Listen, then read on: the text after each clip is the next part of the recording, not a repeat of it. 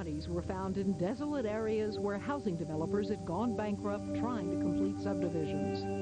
Paved roads leading through hundreds of acres of swamp and woods. And with hardly any homes built, the area was best known as a site to hunt wild hogs until...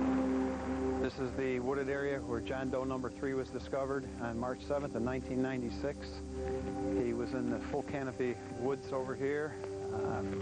Very remote area, has a curve in the road, dense vegetation along the roadside. And the motorist who went in here to relieve himself had entered the woods here to go to the bathroom, and he was in here a short period of time when he smelled foreign odor. You pretty much knew when you were finding bodies this far up the road that somebody wouldn't carry them this far in here. Florida is a very cruel state on the human body. With the high humidity, the heat, insect infestation, it doesn't take long for a body to become completely stripped of its flesh, which from an investigator standpoint is a real handicap. Now, so you're starting to see some hog sign right here. That's where hogs are rooting. That's what's called hog sign. You'll see some more of it back here. Police had recovered 3 bodies along the hog trails in the Florida woods, and all the clues pointed to a serial killer who had found a perfect spot for murder. Basically, you could stay back here as long as you want. Nobody would probably hear you. Wouldn't hear anybody screaming or hollering or any conversations. A month after the 3rd body was found, 2 county surveyors called police, reporting they had found something strange along the hog trails. A lot of times we'll get calls of remains and find that they're a hog or a dog or something like that.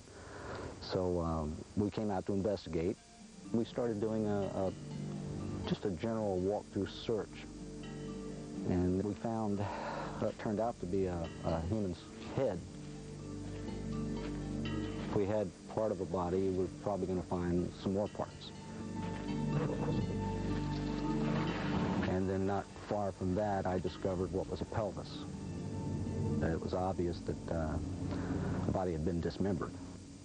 I kind of looked around, and off in the distance, I saw something white or light-colored laying underneath the tree like something was under it. As I started walking towards it, I could see what looked like a hand upside down, just see the front of the fingers. And at that point, I didn't know whether I had a body or whether I had a homeless person asleep under something. Got over there, and it was, in fact, the body of Richard Montgomery. Richard Montgomery was the first victim police could positively identify. Investigators would soon learn that the dismembered body found at the same scene was that of a 25-year-old transient named Kenneth Smith. There was no question. Someone was hunting homeless men, and now the body count was up to 5. They were all laying on their backs, their legs partially spread, arm one way, another arm the other way. There was an indication that Mr. Montgomery's body finally confirmed that the genitalia was being removed from the victims after death. So at that point, we knew we had 4 or 5 people with the exact same MO.